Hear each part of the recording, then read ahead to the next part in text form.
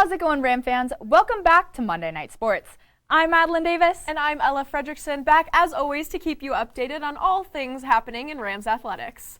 From a busy week for the guys in the green on the court, to Cam breaking down how the Rams got it done in the second border war matchup of the year.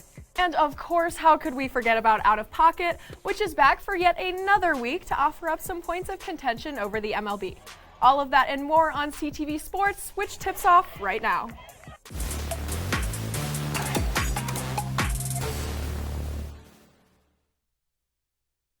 After yet another home win in front of a sellout crowd in the second court storming of the season on Wednesday, following their critical border war dub, the Rams took the bus out to Utah to take on the Aggies all the way in Logan.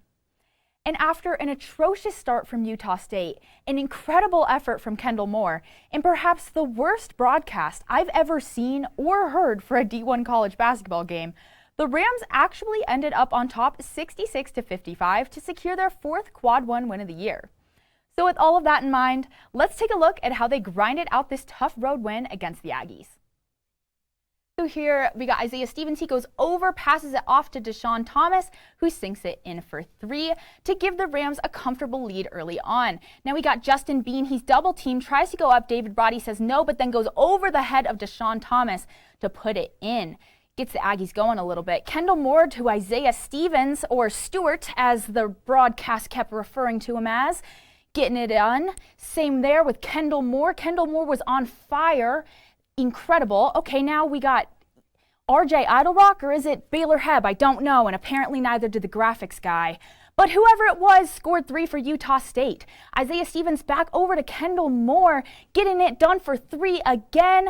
This was the Kendall Moore game. We see it again right here. Tips off, it's the breakaway, layup for two. That was an easy one for him. And a little bit of a strange game all around. And the coverage of this game on FS1 wasn't the only thing that was strange about Saturday night's matchup. Let's jump into the numbers to make things even more weird. Starting things off with the team stats, CSU shot an okay 44.2% from the field, but the Aggies basically did the same, going for a 41.2 mark on the offensive side of the net. And moving on to some more shooting numbers, the Rams did do pretty well from behind the arc, going for a 45% clip. But they simply weren't as good from the charity strip, only going 11 for 16, which was a bit uncharacteristic for how well they usually take advantage of fouls. But that performance doesn't even begin to compare to the Aggies' horrible 6 for 18 from the line, which was really the difference maker in this one. Oh, and the Rams also won the battle of the boards 43-26, which is also a little unusual. But hey, in this case, I am not complaining. Individually, the Rams were led by senior point guard Kendall Moore. Yeah, that's right, Kendall Moore, the same guy who scored 0 points against Wyo earlier in the week, going on for a season-high 23, which also helped him surpass the illustrious 1,000 career point mark here at CSU. And beyond this amazing effort, David Roddy was right behind him with 13 points and 10 rebounds for his sixth double-double of the season, and Isaiah Stevens, or apparently Stewart, also hit double digits with 11 points and some key buckets late in the second half to help secure the win for the Rams. After this solid Quad 1 win and a St. Mary's, a team that CSU blew out at home in non-conference play, beating Gonzaga, the Rams are now essentially in lock status for the NCAA tournament come March, which also means they can finally rest a little bit after what was a very busy February that saw them go a solid 7-1. They'll use this slight layoff to prepare for their final game of the regular season, which is yet another potential Quad 1 matchup in Boise State this Saturday night at 6:30 down in Moby. I will definitely be there. Now, Madeline, this was a messy one, but this late in the season, this close to the tourneys, I'm not complaining with a win. Oh, I do think it was pretty messy. I mean, I think that CSU can thank the fact that Utah State was like 10 minutes into the game and they'd scored like not even 10 points. I mean, it was ridiculous. That and their free throws looked like my high school basketball team shooting free throws. Oh, Utah State was absolutely terrible from the line. I mean, that was the one thing the broadcasters actually got right in that matchup. But I don't know. A win is a win. That's all I got to say. But on to some not so good news. Moving on to some more college hoops. The Lady Rams took on UNLV over the weekend just across campus in Moby Arena for their final home matchup of the year. And not only did this one have important ramifications for the upcoming Mountain West tournament, but CSU was also celebrating their graduating seniors on Senior Day. And man, could you see the immeasurable emotion and excitement this team came out onto the court with. Planning to get back into the win column after a disappointing L against SDSU on State Pride Night, and of course an upcoming conference tourney to prepare for. So with all of that in mind, how'd the Rams do? Well, let's just say not so hot, going down 80-69 against the visiting Lady Rebs in decisive fashion. Now, if you have watched me on just one Monday night sports show, you know that I am not the first to defend CSU sports. But tonight, I am actually going to for once, for the most part. The green and gold came out incredibly strong in the first half, scoring 20 in the opening quarter yet again, while also managing to keep the shooting percentage on the other side at a questionable 30%.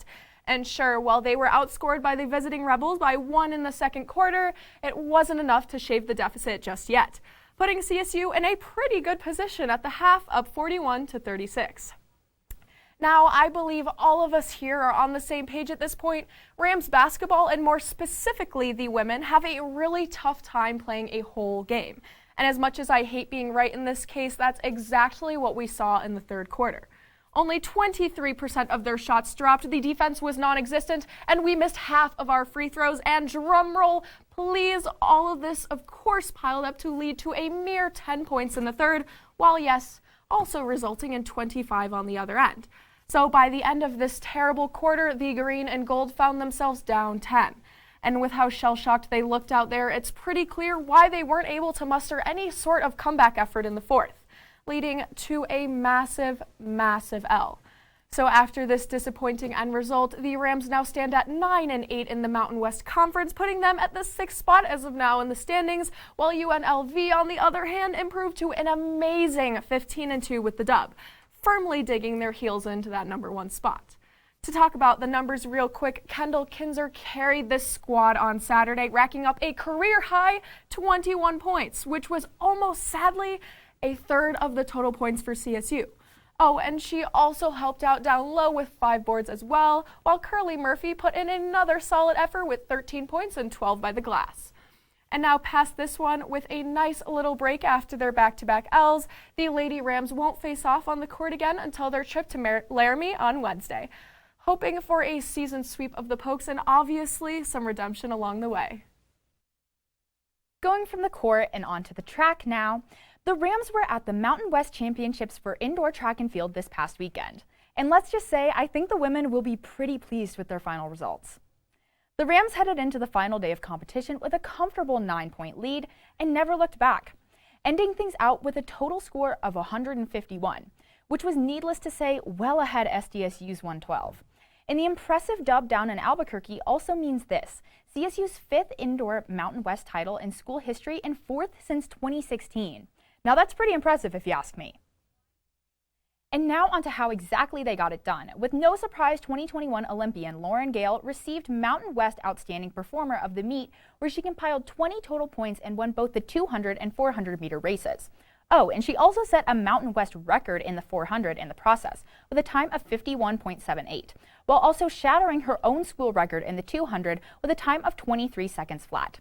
Gale was the 3rd woman in her history to sweep 2 events at the conference meet, and was the first to do so since 2005. And don't forget about the others, too. Fort Collins native Gabby McDonald also took home the gold in her event, thanks to a 53 feet, 3.5-inch throw in the shot put, which marked the 3rd gold in a row for CSU in the event, and the 7th time they've taken home the win in shot put since 2014. And so when it was all said and done, head coach of the Rams, Brian Bedard, was obviously named MW Women's Indoor Track and Field Coach of the Year, which marks yet another common occurrence for this program. Now the 3rd time Bedard has taken home those honors here at CSU, not to mention making it the 13th overall time in his career that he's earned that title. After all of this success down in New Mexico, the Rams now shift their focus to Birmingham for the NCAA Championships on March 11th and 12th before a short break to get ready for the outdoor season, which begins on March 25th down in Pueblo at the Spank Blazing Invite. Hopefully this amazing team can close out their season strong. That track and field talk out of the way, let's finally get into something that I have honestly been dying to report on as of late. CSU softball, which has quickly been getting up to speed, including last week's Lopes Classic, where they opened a 5-game slate against Colgate and GCU. To get into full swing with the action, Game 1 started out hot for both sides, with runs being put on the board in both the top and the bottom of the first, and the green and gold in the lead early thanks to a Haley Smith 3-run RBI. But although they started things off strong, this early 3-1 deficit for the Raiders didn't last long, thanks to 3 scores in the second to take the lead, 4-3 over CSU. But regardless of this early hole for the green and gold, though, number 18, Ashley York, gave the Rams exactly the spark they needed to run away with this one, stealing home to tie things up at 4 apiece late in the third. And just 2 innings after this initial separation, the Rams offense went off again, putting up 5 more hits and an extra 4 runs to add to their lead, which all ended up combining to result in a 12-4 Rams dub. But as I said at the top, that was just the first of 5, and clearly number 2 told a completely different story for CSU. This time losing the grip they had on GCU in the game's earlier stages, and in the end, closing the 7th with an L, just 2-4. And looking at the game even further, even though Grand Canyon managed to get on top of things and take the lead in the first, the green and gold took it right back in the fourth, scoring 2 runs on 2 hits with the help of an Antelope's error, leaving them with a 2-1 advantage entering the 5th. Unfortunately, as I said earlier, this just wasn't enough for the Rams, with 2 Lopes getting on base late in the 6th, thanks to a homer from GCU's Kristen Fafield, which quickly turned things into a 2-run deficit for CSU, and at the end of the day, proved to be too much for this Rams squad. And moving right past that one, Game 3 and 4 looked relatively similar to CSU's matchup against Colgate, with the green and gold striking early enough on offense to put the nail in the coffin, not to mention also holding UIW and UP to a combined 14 hits in their 2 wins on Saturday. Now, Game 5, on the other hand, did that even happen? There's not much to mention in that final game other than that it was a pitcher's battle up to the final minute, with only a combined 13 hits and, worse than that, only 1 run. With that in mind, it obviously went to the top of the 8th, scoreless until Danielle Serna managed to drive in Ashley York on an RBI double, making the final score in this one 1-0 with the Rams on top. And ending things out with the final stats real quick, the team leaders for most of the weekend on the CSU side were consistently Ashley York and number 4 Ashley Michelena. And although York was the one who ended up driving in 4 on Saturday, what I love about her running mate Ashley Michelena is her ability to get on base and stay there. Those runs would not come in if it wasn't for her consistent on-base percentage. Hopefully, she can keep this early season surge up in the Rams' next outing right here on campus in the Colorado Classic, which is coming up right this weekend, and I cannot wait to be there. And with that, Rams, now it's time for a very quick break. When we come back, Cam breaks down how the Rams got it done in the second edition of this year's Border War. Stick around.